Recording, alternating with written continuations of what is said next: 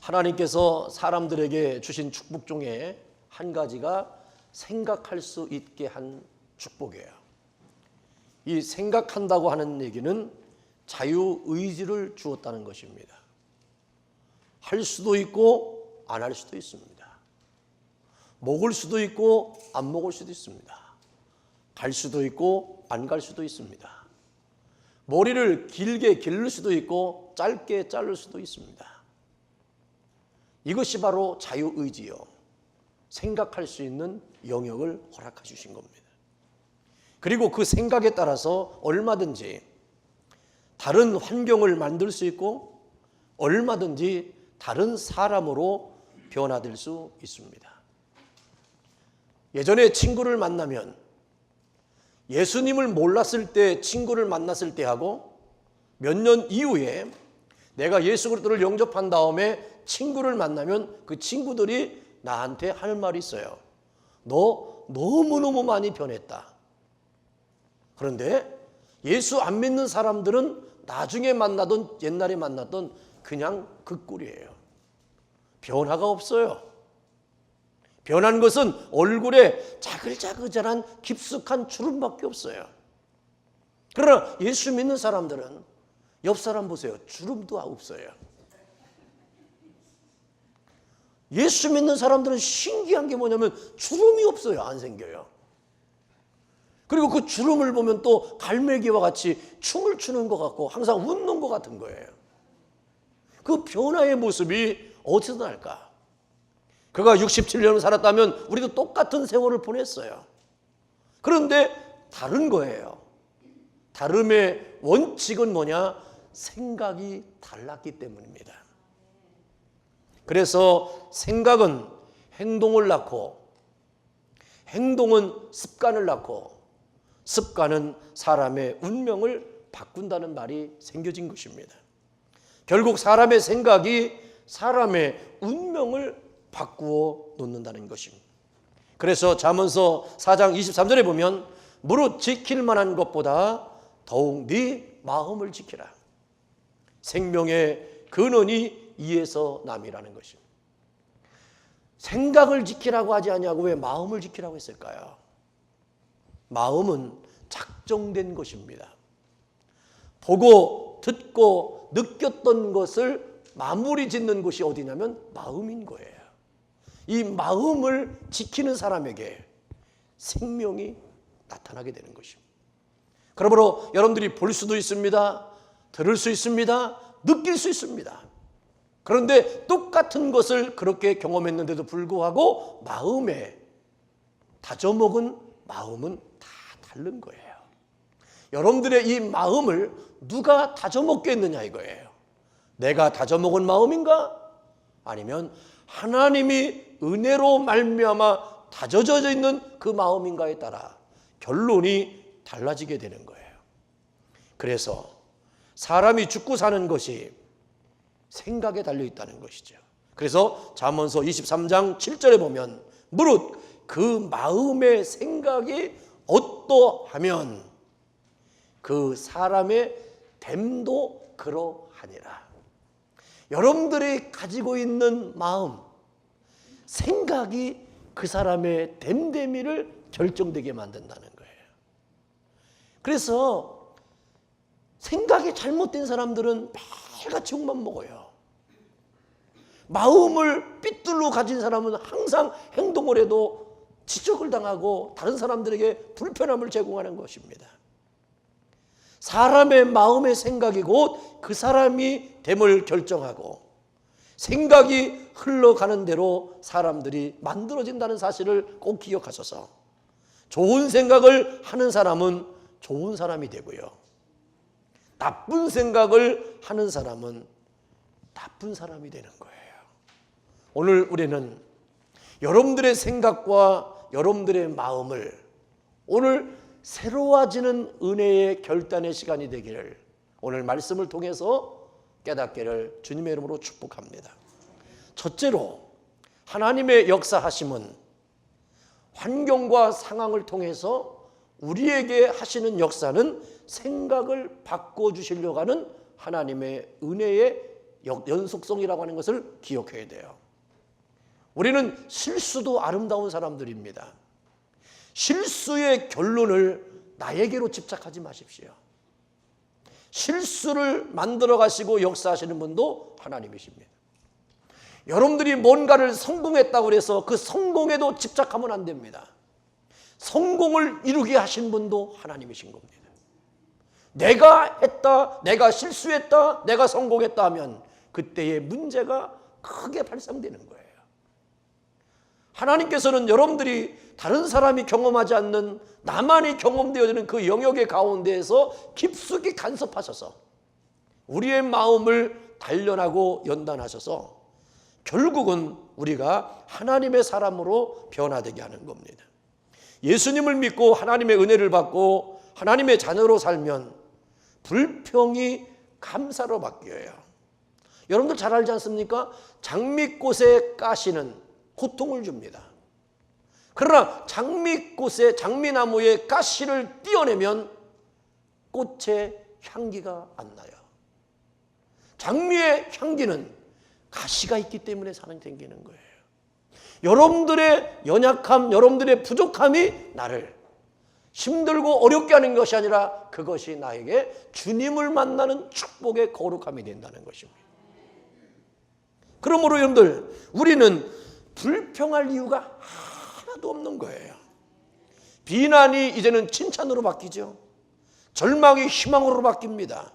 게으름이요 부지런함으로 바뀌어요. 옛날 예수 안 믿을 때 사람들, 어떤 사람들을 보면 엄청나게 게을러요. 그런데 예수 믿고 나니까 얼마나 부지런했는지 몰라. 왜? 하나님이 나를 잠자게 하지 않아. 하나님 잠자게 하잖아요. 왜? 부지런하게 만들어요. 그래서 죽을 생각이 살 생각으로 바뀌게 되는 거예요. 위기를 기회로 전환할 수 있는 능력을 하나님께로부터 받게 되는 것입니다. 그것은 육신의 생각이 영의 생각으로 바뀌고 사람의 생각이 하나님의 생각으로 바뀌었기 때문에 그래요. 마귀는요, 우리의 생각을 죽입니다.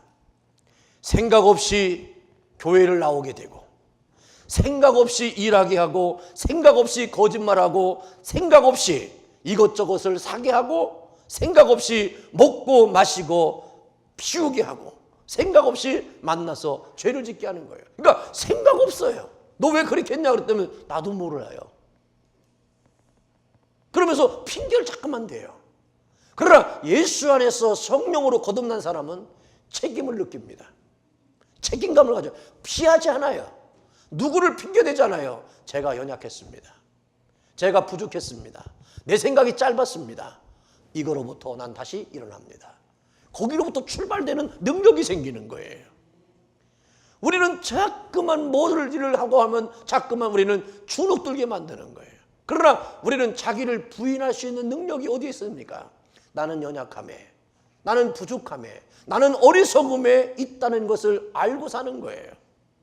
그래서 이것을 가지고 출발하는 사람을 하나님은 부끄럽게 여기지 않았어요.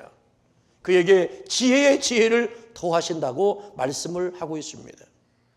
이럴 때 바른 생각을 하게 하고 생각을 돌이키게 하고 영의 생각을 하게 하고 하나님의 생각을 주시는 분은 뭐냐?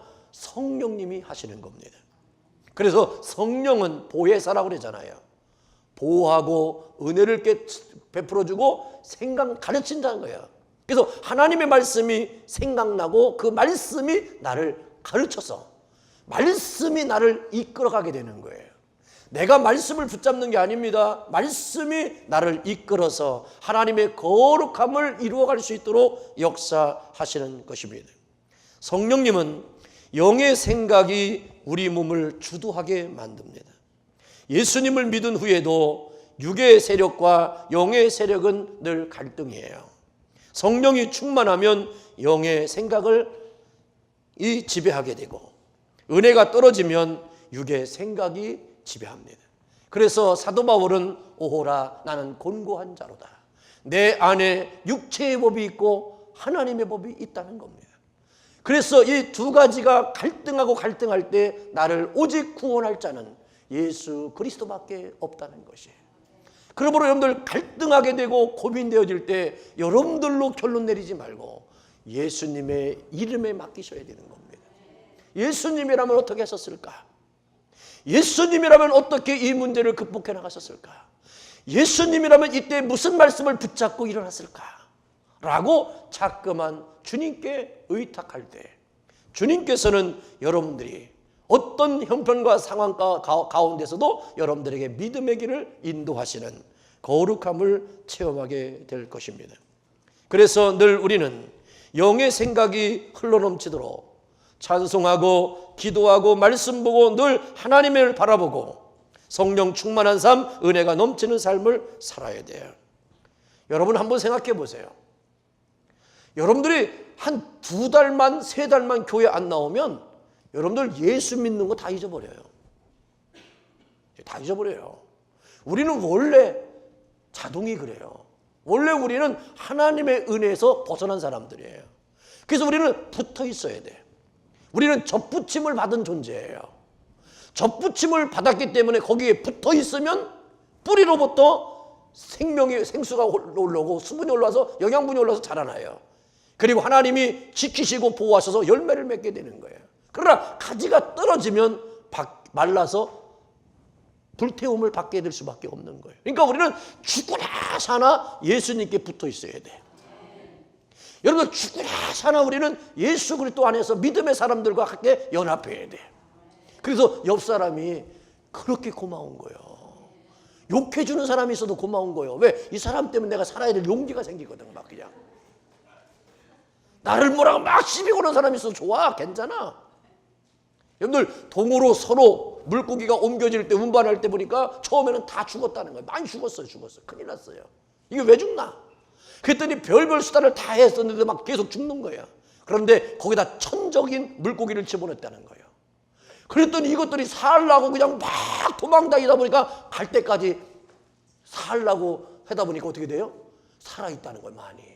잡혀먹은 것도 몇 마리 있지만 따라합시다. 먹어야 얼마나 먹겠어. 여러분 생각해 보세요. 죽어서 버리는 것보다 살아서 남아있는 게 더 많은 거예요. 그 물고기가 천적 물고기 잡아먹어야 얼마나 먹겠습니까? 그러니까 여러분들 마찬가지요. 여러분들 비즈니스 하는 사람들 보면 이게 막 도둑놈들이 많이 온다 그러더라고. 아이고 와서 가져가봤자 얼마나 가져가겠냐 이거. 그래서 도둑놈도 하나만 키우래. 그러면 도둑도 자기 나발이기 때문에 자기가 지킨다는 거예요. 제가 죽으라고 다 알려준대. 근데 그것까지 싹 내모라면 그냥 떼거리가 와, 떼강도가 와. 누군지 모르겠어. 오는 것이 손님인지 도둑놈들인지 모르고 이 구분이 안 되면 그때는 망하는 거예요.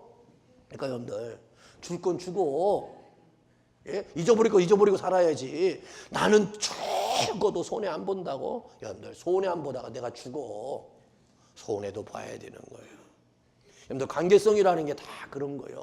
그러니까 나만 잘나고 내 생각만 옳고 내 마음만 옳고따라고 생각하는 사람들 보면 사람들이 주변에 하나도 안 붙어. 그래서 그런 말 있잖아요. 맑은 물고기에서는 고기가 못 살아. 약간 지저분한데 그래야 지저분한 데 가야 거기가 먹을 거 생겨. 벌레지도 생기고 모두 생겨가지고 그냥 서로들 사는 거예요. 더불어 사는 거예요. 그러니까 교회는 하나님의 사람들만 있는 게 아니라 죄덩어리들만 모여 있는 거예요. 죄덩어리만. 교회는 고물상이에요. 고물상. 고물도요. 주워다가 다른 사람은 필요 없어서 다 버렸지만 그러나 고물을 하나씩 주워다가 쌓아놓으면 재산이 돼요. 근데 고물끼리 부딪히면 다 부서져. 그러면 더 문제가 심각해. 그러니까 고물은 절대로 부딪히지 말아야 된다. 건들면 안 된다. 그러니까 교회에서 교인들끼리도 어떻게 부딪히면 안 돼요. 아멘? 저 사람을 내가 어떻게 해서 바꾸겠다 그러지 마. 주님도 못 바꾸는 걸 내가 어떻게 바꾸려고 그래. 내버려둬. 부딪히지 말고. 그러면 우리는 그냥 덤핑값이 도매금으로 그냥 무게로 달아. 무게로. 고물은 절대로 무게로 달지 낱개로 안 달아요. 왜? 건드리면 부서지니까. 제가 옛날에 한국에서 교회를 건축할 때 그 일을 했어요. 매월 몇천 불씩 이자를 내야 되는데 그 이자 낼 돈이 없잖아요. 교인도 별로 없는데 교회 건축하는데. 그래서 지혜를 줘가지고 그 고물을 줬는데 그래서 박스 줍고 병 줍고 막 딱강, 뭐 병닭강 막 이거 죽어가지고 막 그걸 만들어내야 돼요.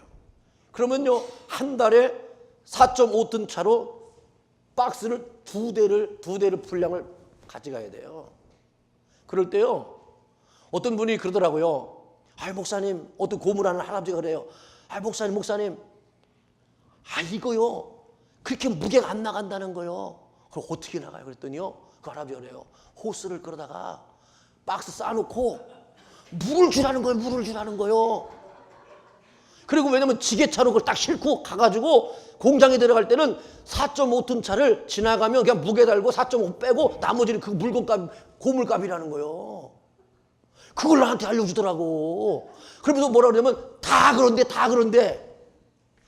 그래서 내가 다 그런데 속했잖아. 왜? 다 그렇다는데. 조금이라도 더해서 빚을 갚아야 되니까 그렇게 했어요. 제가 2번을 했어요. 2번 하고 나는데 마음에 찝찝한 거예요. 왜? 이거 하나님의 건축을 하는 중에 하나님의 하는데 이게 뭐냐. 내가 슬퍼지더라고.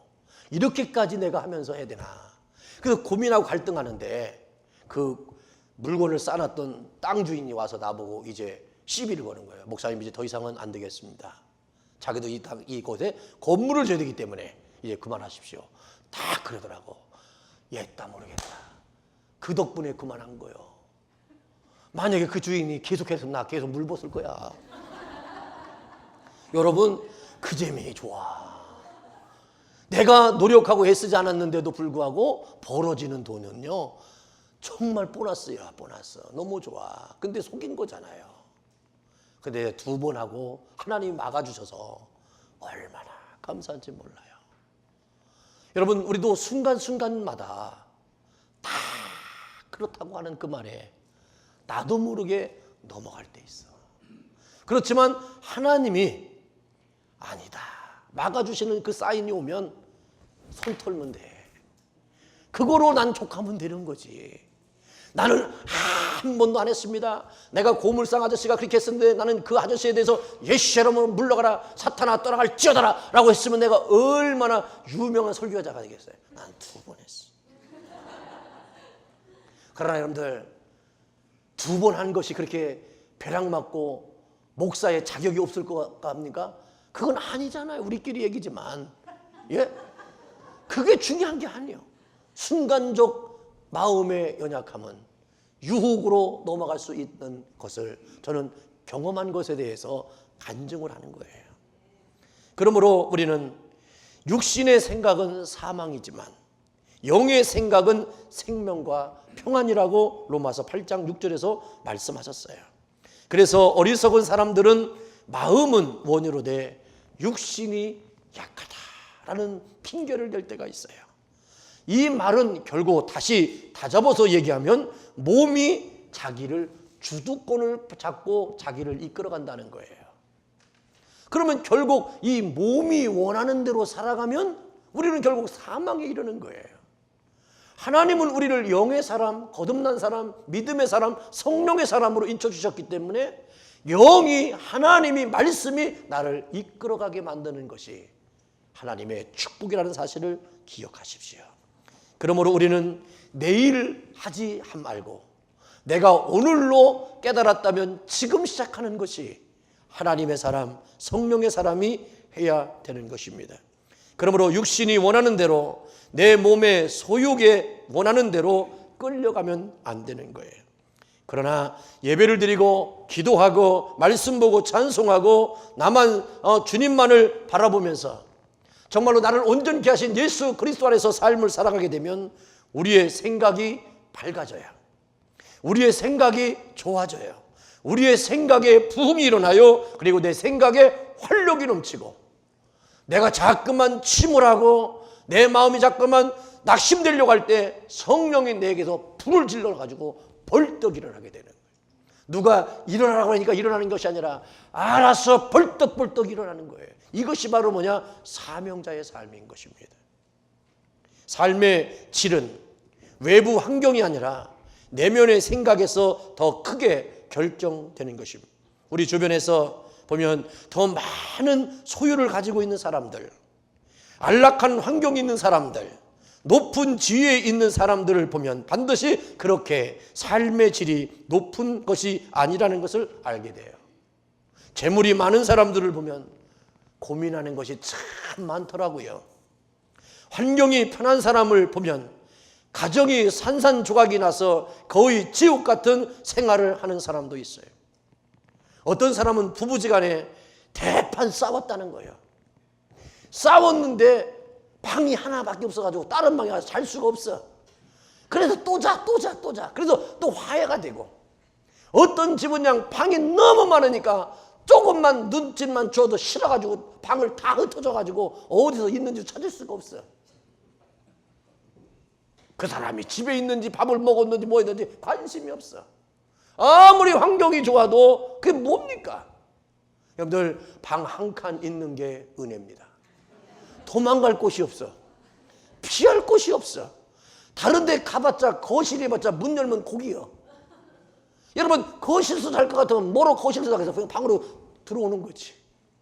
그래서 여러분들 화목해지는 겁니다.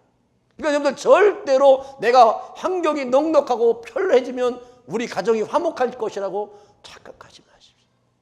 애들도 보니까, 저도 마찬가지지만 싸우면서 막 그냥 싸우면서 성장했던 그 형제들이 더 친해, 지금도. 근데 항상 고상하고 말이야, 늘 예의를 지켰던 사람들은 안 친해. 집도 마찬가지야. 부딪히면서 그냥 아웅다웅 그냥 먹으려고 서로 그냥 눈을 부딪히면서 서로 막 젓가락 대는데 똑같이 돼가지고 쳐다보고. 그럼 어머니가 또 심판하시잖아요. 아버지가 판단하시잖아요. 얘야, 네가 먼저 됐으니 오늘은 네가 먼저 먹어라. 오늘은 동생이니까 먼저 죽어라. 네가 형이니까 형을 먼저 대접하. 그래서 위계 질서가 그 가운데서 가르치고 배우게 되는 거예요. 이게 바로 인격 성숙에 얼마나 넉넉함이 있는지 몰라. 그런데 여러분들, 죄송하지만 하나밖에 없으면요, 지밖에 몰라. 예, 지밖에 몰라. 자기밖에 몰라. 그래서 자기에게 만족을 주지 못하면 부모님을 연세를 드셨는데도 불구하고 가해하는 이런 어리석음이 있어요. 그러나 여러 형제들이었으면 어떻습니까? 별 사람도 다 있겠지만 그래도 합력하여 선을 이루는 역사가 있다는 거예요. 왜? 거기에는 믿음의, 사랑의, 삶의 정이 있기 때문에 그래요. 그리고 여러분들, 높은 지위에 있는 사람들 보세요. 이상하게요, 그들은 불안해합니다. 왜? 내려올까 봐. 근데 다 알아. 언젠가는 연한이 차면 내려와야 돼. 아무리 대통령이 좋아도 내려와야 돼. 근데 못된 나라들은 그냥 계속 법을 바꿔가면서 그냥 장기 집권하려고 그냥 계속 해요. 근데 안 죽나? 근데 그런 사람들은 꼭 죽을 때 보면 꼭 이상하게 비참하게 죽어. 왜 그래요? 불안을 감추려고 하니까. 그 불안함을 자기가 어떻게 하면 편안할까를 생각하니까 남을 힘들게 하고 자기는 누리려고 하다 보니까 그 백성들이 큰 밀란을 일으키는 사건들이 역사적으로 얼마나 많습니까? 왜 그러냐면 우리에게 주시는 마음의 진정한 평안은 사람들에게 있지 않고 환경에 있지 아니하고 하나님의 은혜에 있는 거예요. 그래서 예수님께서 내 평안을 너에게 준다고 그랬어. 너에게 물질이, 너의 환경이, 너의 권위가, 너에게 권력이 너를 평안하게 하는 게 아니라 내 평안을 너에게 주는 것. 그러니까 결국은 평안한 사람, 진정한 평안은 예수님이 주는 평안이 내 안에 있는 사람이 평안한 거예요. 그래서 예수님도 말씀하셨어요. 천국은 여기 있다 저기 있다 있는 게 아니라 네 마음에 있다. 예수님의 마음이 있는 곳에는 천국이 되는 거예요. 그러므로 우리 한번 생각해보세요. 불안한 가운데 하루하루의 삶을 여명하고 살고 있는가? 나는 오늘도 평안한가? 그것의 차이는 뭐냐?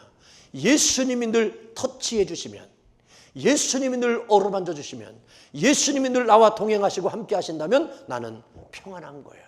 그래서 평화 평화로다 하늘 위에서 내려오네 그 사랑의 물결이 영원토록 내 영혼을 덮으소서.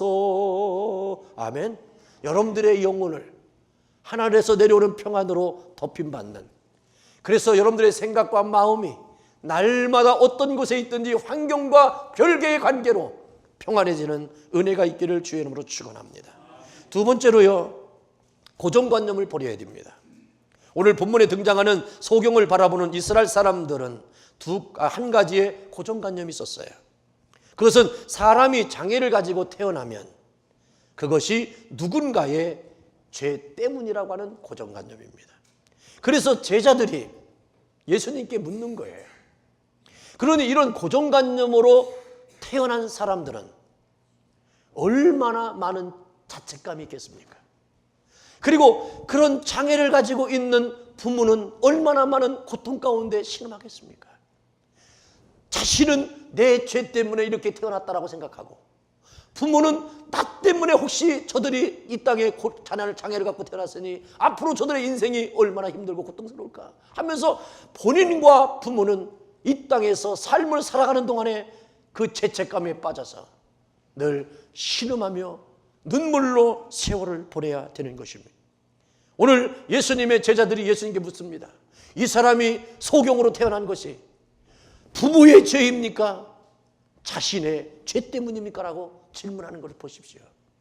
그때 예수님은 뭐라고 말씀하십니까? 이 사람이나 그 부모의 죄로 인한 것이 아니라 그에게서 하나님이 하시는 일을 나타내고자 하심이라. 하나님이 하시고자 하시는 일을 나타내고자 하심이라. 그의 장애가, 그가 소경으로 태어난 것이 누구의 죄가 아니라 하나님이 하시고자 하시는 일을 그에게 나타나기 위함이라는 거예요. 오늘도 우리는 여기에 희망을 갖습니다. 오늘 여기에는 우리의 희망이 있는 거예요. 소망이 있는 거예요. 하나님이 하시고자 하시는 일을 나타내기 위해서 내가 이런 일을 당한 거예요. 이런 어려움을 경험하는 거예요. 내가 망하는 거요, 실패하는 거요, 실수하는 거요, 넘어지는 거요, 다른 사람들로부터 핀잔과 조롱과 멸시를 받는 거야. 그렇지만 아무리 내가 받아도 예수님만큼 받은 적은 없어. 그래서 예수님을 내 마음에 모시면 살만한 용기가 생기는 거예요. 그래서 일어나는 거예요. 하나님이 그런 예수님을 찾고 고백하는 사람을 하나님이 살리시는 거예요. 왜? 이 하나님의 목적이 여기에 있어요. 네가 잃어버렸느냐? 그런데 예수를 만났다. 그 잃어버리는 과정 때문에, 네가 고난당하는 과정 때문에, 네가 장애가 있기 때문에 많은 사람들로 멸시와 존대와 조롱을 당하는 그 가운데 네가 만날 수 있는 분은 오직 예수님만이 없다는 것을 네가 깨달았느냐? 그러면 그때부터 하나님의 목적을 이룬 그 시작이 예수를 만나는 거예요. 그러면 예수님께서는요, 그때부터 우리에게 역사하시는데 내가 상상할 수 없는 일들을 이루어 가시는 것을 보지 않습니까? 사랑하는 성도 여러분, 할 수 없다는 사람은 할 수 없다는 그 생각, 그 고정관념을 누르는 아무것도 할 수 없어요. 우리는 자신도 모르는 수많은 고정관념의 노예 속에 살고 있습니다. 여러분들의 생각을 지금도 고정관념 속에 묶어두고 있는 일이 무엇인지 한번 생각해 보십시오. 이거를 우리는 깨부셔야 돼요. 미국 타임스에서 지금은 근육으로 일하는 시대가 아니라 머리로 일하는 시대가 됐다고 얘기했습니다. 여러분들의 머리가 이제는 돌아가야 돼요. 육체의 힘으로만 살려고 하지 말고 이제는 머리를 굴려야 돼요. 처음에 어떤 일을 할 때 보면요, 너무나 육체로 일을 하기 때문에 피곤해. 얼마나 여기도 아프고 저기도 아프고 그냥 다 아파. 근데 연륜과 경륜이 생기다 보니까 어떻게 됩니까? 이제는 요령이 생겼어. 머리가 돌아가는 거예요. 이제는 어떻게 해야 된다는 걸 알게 돼요. 그때부터 어떻게 됩니까? 육체로 일하지 않고 이제는 생각으로 일하게 되는 거예요. 그래서 기계도 활용할 줄도 알고 어떤 환경과 어떤 기구를 통해서 그 일을 다 감당하는 거예요. 내 힘으로는요, 돌 하나도 못 옮기지만 지렛대를 이용해서 움직이면 큰 돌도 움직일 수 있는 거예요. 내가 그냥 손으로 그냥 팍팍팍팍 그걸 파면 얼마나 파겠어요. 그래서 호미로도 파고 사부로도 파고 쟁기질도 하고 트랙터를 갖다 막 해보면 어떻게 되는가? 다 되는 거예요. 여러분, 나의 생각으로만 결론 내리지 마십시오. 내가 모자르면 지혜로운 사람의 도움을 받아도 상관없는 거예요. 어떤 사람은 그냥 죽어도 고집 부려. 이 고집이 많은 영감탱이들 때문에 주변 사람들이 다 고통스러워. 고집스러운 그 아내 때문에 남편이 아무 일도 못해야. 절대로 자기 자신을 위해서는 고집 부려도 되지만 타인을 향해서는 절대로 고집 부리지 마십시오. 그래야만이 옆 사람이 정말로 날개를 펴서 하나님이 주시는 놀라운 은혜와 지식과 지혜로 삶을 살아갈 수 있는 것입니다. 그런데 우리는 자꾸만 사람을 잡아두려고 하는 거 있어요. 내 손에 그냥 꽉 붙잡고 그냥 내가 그냥 요리하고 싶어 그냥 요리해봤자 나올 건 짜장면밖에 없어요. 뭘 그렇게 요리하려고 하는지 몰라요. 어느 회사에서 유능한 직원을 뽑기 위해서 면접시험을 치렀답니다. 여러 가지 기본적인 질문을 했고 마지막 하나의 문제는 공통적으로 질문을 했어요. 그 문제는 이런 것이었습니다. 갑자기 많은 비가 내리는 어느 날 오후, 어느 한 젊은 청년이 자신이 차를 몰고 버스 정류장을 막 지나가고 있었습니다. 그 버스 정류장에는 우산도 없이 버스를 기다리는 세 사람이 있었습니다. 한 사람은 연세가 지극히 높으신 어딘가가 아파서 고통 가운데 신음하는 할머니가 서 계셨습니다.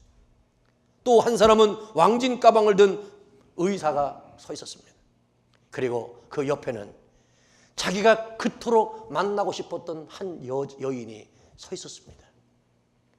근데 그 청년이 갖고 있는 버스는 한 사람밖에 태울 수 없는 운전석이었습니다. 이 셋 중에 이 청년은 당신이 청년이라면 어떤 사람을 태워주시겠습니까? 라고 하는 질문이에요. 200여 명의 응시생들에게 대답을 다 들었어요. 공동 질문이에요. 그랬더니 잘 보이려고 할머니를 태워야 됩니다. 또 뭐 자기는 좀 똑똑한 척 하려고 의사를 태워야 됩니다. 또 자기는 또 이기적인 사람들 어떻게 돼가 그 여인을 태우겠습니다 하면서 각자 다 얘기하는 거예요. 그런데 이 회사에서 듣고자 원했던 대답은 한 사람이 나왔어요. 그 한 사람은 이렇게 얘기했습니다. 나는 차 키를 의사 선생님께 맡기고 의사 선생님으로 할머니를 돌보게 하고 자신은 그 여인과 함께 우산을 두고 데이트하겠습니다.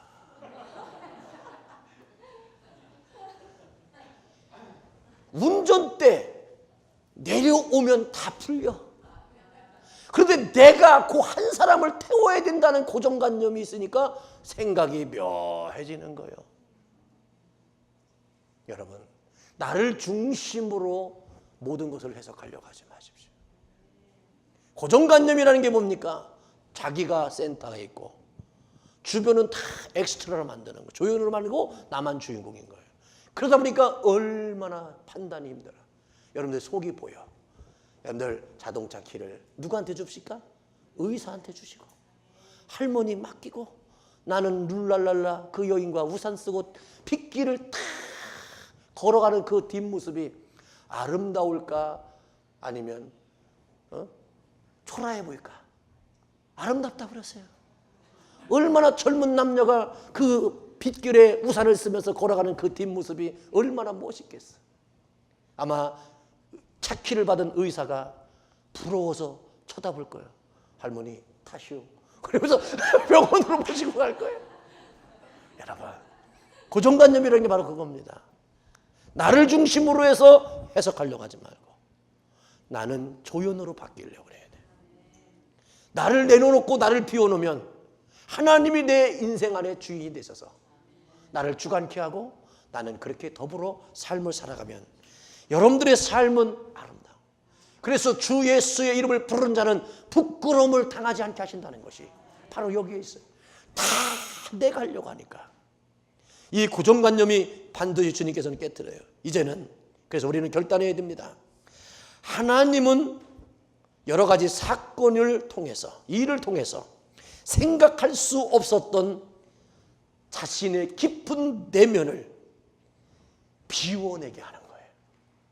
그리고 나를 변화시켜서 오직 주의 거룩한 은혜로 나는 살아가는 사람으로 만들어주시는 거예요.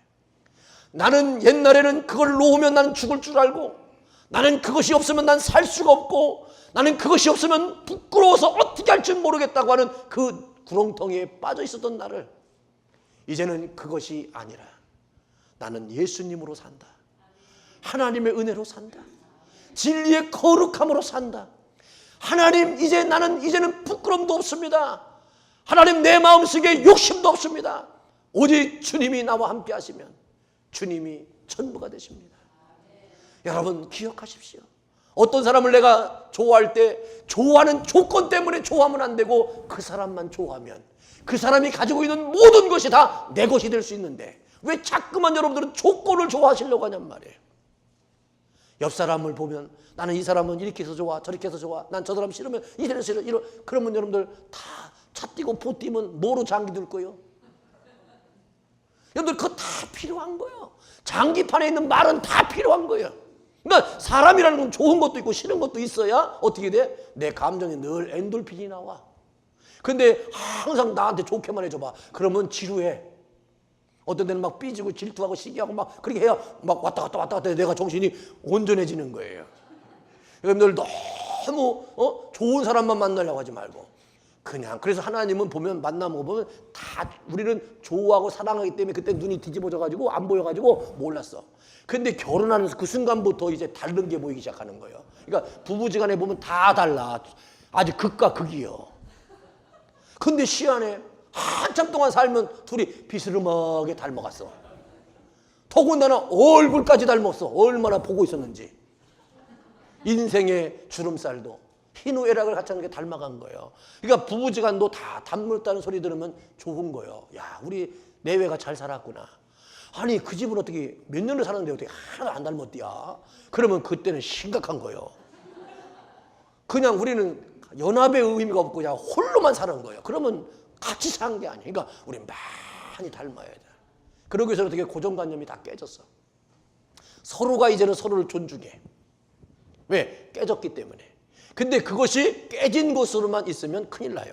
그 안에 내 마음에 예수님의 생각으로 채워야 돼요. 예수님은 고정관념을 여러분들 깨트리는 작업의 명수입니다. 예수 안에 있으면 우리는 다 깨지고 부서졌어요. 그런데 예수님은 안식일에도 병든 자를 고쳐주셨어요.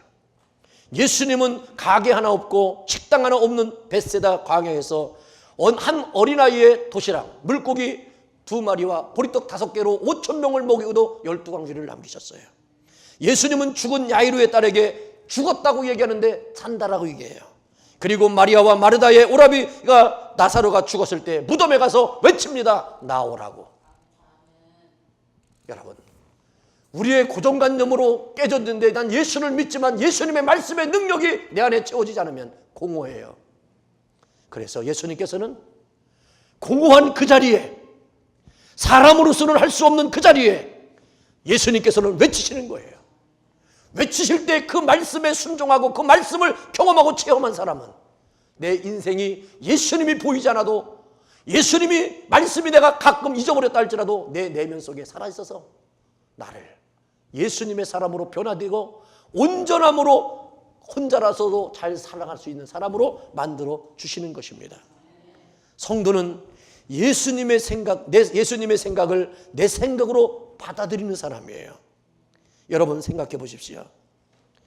하나님께서는요, 하나밖에 없는 아들을 어찌 다시 번제 제물로 드리라고 하십니까?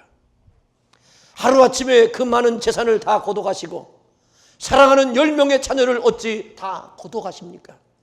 어찌 하나님은 잘 섬기는 사람이 억울한 누명을 쓰고 감옥까지 가게 하십니까? 참으로 이해할 수 없고 해석 안 되는 상황이지만 하나님의 생각을 받아들일 때 아브라함은 믿음의 조상이 되었습니다. 욥은 이전에 받은 많은 축복보다 더 많은 갑절의 하나님의 축복의 회복의 은총을 경험했습니다. 요셉은 마침내 그 감옥을 통해서 길이 열려지고 애굽의 총리가 되어 7년 흉년과 풍년을 잘 감당하는 당시 최고의 지도자가 되었어요. 아브라함이나 욥이나 요셉은 꿈의 사람들이었습니다. 근데 자기들은요, 그 꿈이 하나님이 축복하셔서 자기의 꿈이 이루어지는 줄 알았어요. 여러분 착각하지 마십시오. 하나님의 꿈은 여러분들의 꿈을 이루는 데 있잖아요.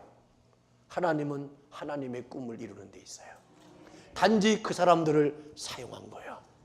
오늘도 우리에게 희망이 있어요. 나는 꿈이 없어요.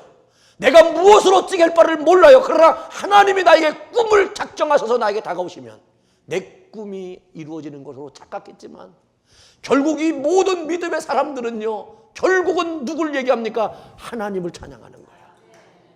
이렇게 하시려고 이때를 위하여 나에게 이렇게 하셨군요 라고 하는 고백으로 그들의 고백을 다 하는 거예요. 이들의 결론은 뭡니까? 내가 하나님을 대신할 수 없다는 거예요. 그들이요, 나를 찾아와서 당신이 나를 심판하십시오, 내가 잘못했습니다, 내가 사과합니다 뭐 할 때 이들은 판단하지 않아요. 당신들이 그렇게 한 게 아닙니다. 이때를 위하여 하나님이 나를 먼저 보내신 것뿐입니다. 당신들을 통해서 나를 연단하고 단련하고 깨지고 부서지게 하려고 당신들로 쓰임받은 거예요. 쓰임은요, 악하게 쓰임받을 수 있습니다. 선하게 쓰임받을 수 있습니다. 여러분, 하나님의 역사는 항상 좋은 것으로만, 선한 것으로만 역사하는 분이 아니에요. 악한 것으로도 나를 다스릴 수 있어요. 중요한 건 바로 뭐냐면 하나님이요, 내 안에 있는 꿈은 내 꿈이 아니라 하나님의 소원이기를 원하는 거예요. 하나님이 하나님의 이름으로 나를 다스려가고 만들어 가시는 그 은혜. 그래서 내 생각이 내게 머무르는 게 아니라 하나님의 말씀으로 내 안에 머물러져야 돼요. 여러분에게 혹시 원망은 있지 않습니까? 왜 하나님 하필이면 나입니까? 왜 나에게 이런 큰 고난을 주십니까? 왜 하나님은 저를 버리셨습니까? 왜 하나님은 나를 외면하십니까? 인생의 절망이 내게 찾아오더라도 하나님의 생각을 받아들이십시오. 하나님은 결코 실수함이 없는 분이에요. 저는 예레미야 29장 11절로 13절 말씀을 저는 늘 가끔씩 묵상합니다. 나 여호와가 말하노라. 너희를 향한 나의 생각은 내가 아나니 재앙이 아니라 곧 평안이요 너희 장래에 소망을 주려는 생각이라. 너희는 내게 부르짖으며 와서 내게 기도하면 내가 너희를 들을 것이요 전심으로 나를 찾고 찾으면 나를 만나리라. 여러분, 여러분들이 경험하고 지금 체험하는 일을 재앙이라고 생각하지 마세요. 하나님이 나를 미워하고 나를 심판하고 나에게 징계했다라고 얘기하지 마세요. 나에게 하나님이 하시는 일은 평안이요 장래의 소망을 이루기 위한 하나님의 거룩한 소원과 소망이 내 안에 있기 때문에 나를 내버려 두지 아니하시고 나를 재창조하기 위한, 그래서 옛사람이 아닌 오직 하나님의 은혜였음을 눈물로 고백하며 내 인생의 남은 여정을 살아가는 사람으로 주님이 직접 간섭하시기 위하여, 나에게 그 고백을 듣기 위하여 오늘도 역사하시는 그 하나님이에요. 오늘 소경은 진흙에다가 침을 뱉어가지고 흙을 발라가지고 눈에 바르고 외쳤습니다. 실로암에 가서 씻으라. 그가 말씀을 듣고 순종했더니 어떻게 돼요? 실로암이라는 게 무슨 뜻이라 그랬어요? 보냄을 받았다는 뜻이에요. 여러분들은 이 땅에 하나님의 보냄을 받은 사람입니다. 그래서 우리는 이 땅에서 우리는 눈을 밝게 열어야 되고 떠야 돼. 그러기 위해서는 어떻게 됩니까? 말씀을 듣고 살아가야 되는 거예요. 말씀을 내가 마음에 품고 살아가야 돼. 그래서 그 말씀에 순종하고 실로암에 가서 씻었더니 이 사람이 눈이 밝아졌더라. 오늘도 여러분들의 모든 환경과 처지가 밝아지는 은혜의 축복이 있기를 주님의 이름으로 축원합니다. 기도하겠습니다. 할렐루야. 보좌 하나님 감사합니다. 어떤 어려움과 고난 속에서도 내 생각을 고집하지 말고 주님의 생각을 받아들이기를 소망합니다. 예수님의 생각이 내게 들어오고 예수님의 생각이 나를 지배하고 예수님의 생각이 내 인생을 이끌면 우리는 날마다 새롭고 활기찬 인생을 살고 복된 장래의 소망이 열려줄 줄로 믿습니다. 예수님의 생각이 우주적이며 세계적임을 고백합니다. 예수님의 말씀은 진리가 됨을 믿습니다. 내 생각으로 살지 말고 예수님의 생각으로 살아가면서 모든 고난도 이기고 모든 절망도 이기고 하나님이 허락하시고 준비하신 복을 받고 하나님 앞에 크게 쓰임받는 우리 사랑의 교회와 온 성도들이 될 수 있도록 복의 복을 더하옵소서. 예수님의 이름으로 기도하옵나이다. 아멘.